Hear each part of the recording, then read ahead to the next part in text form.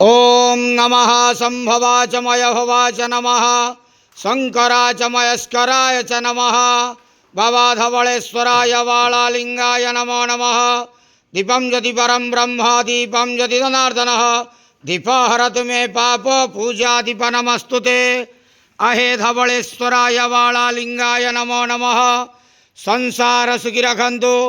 आज आश्विन मासर शुक्ल पक्ष द्वितीया तिथि शुभ मंगलवार रे समस्त श्रद्धालु भक्त मानकर मंगल करंतु।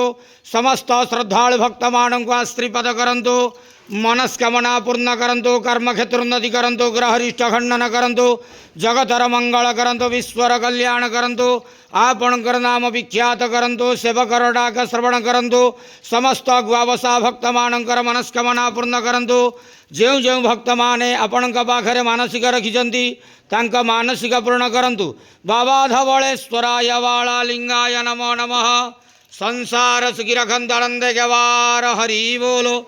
आज शुभ मंगलवार द्वितीया तिथि रे समस्त श्रद्धालु भक्त मानकर मंगल करंतु आनंद गवार हरि बोलो।